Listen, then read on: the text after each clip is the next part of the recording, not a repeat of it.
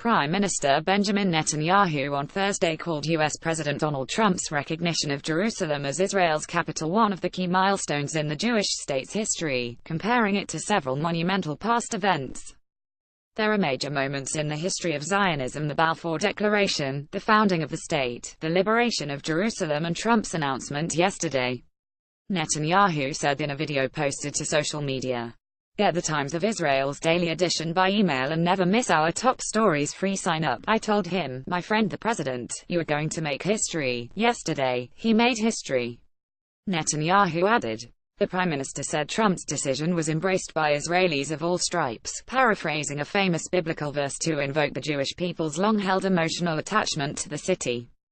This is a festive and unifying moment, for the right, the left, religious, secular, he said. We are making Jerusalem our chief joy. This file photo taken on January 11, 2010, shows an aerial view of Jerusalem's Old City.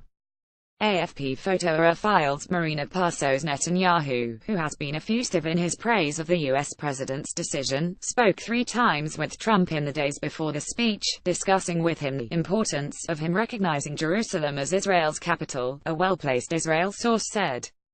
Netanyahu stressed to Trump that the status quo on the Temple Mount will be preserved, the source said. Briefing reporters about the international reactions to Trump's dramatic declaration Wednesday, the source said that the responses from Central and Eastern European countries, as expected, were measured. Israel's problem is focused on Western European countries, which can be seen also from their reactions to President Trump's statement, the source said. But Jerusalem was unfazed by such responses, the source added. Israel is acting in several other international arenas, creating new relationships in Latin America, Asia and Africa in order to pursue its agenda. Netanyahu is due to fly to Lion's Den in Paris and Brussels early next week to confront Western European positions toward Israel, the source said. He is scheduled to meet French President Emmanuel Macron, as well as European Union Foreign Policy Chief Federica Mogherini and all 28 foreign ministers of EU member states. Federica Mogherini, the European Union's foreign policy chief, speaking to reporters in Brussels, Belgium, October 19, 2017. Dan Kitwood Getty Images via JTA on Thursday. The foreign ministry hit back at Mogherini over her criticism of Trump's move, saying continued rejection of Jerusalem as Israel's capital would harm chances for peace. Speaking earlier in the day, Mogherini had said Trump's announcement has the potential to send us backwards to even darker times than the ones we are already living in, reiterating the EU's policy that Jerusalem should be the capital of both Israel and a future Palestinian state.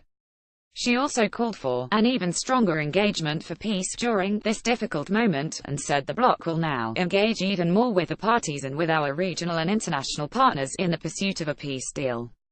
The Foreign Ministry's response termed her remarks bizarre. The insistence that Jerusalem is not the capital of Israel is a denial of an indisputable historical fact, it said. Any denial of this simple truth distances peace by creating expectations among the Palestinians that are divorced from reality.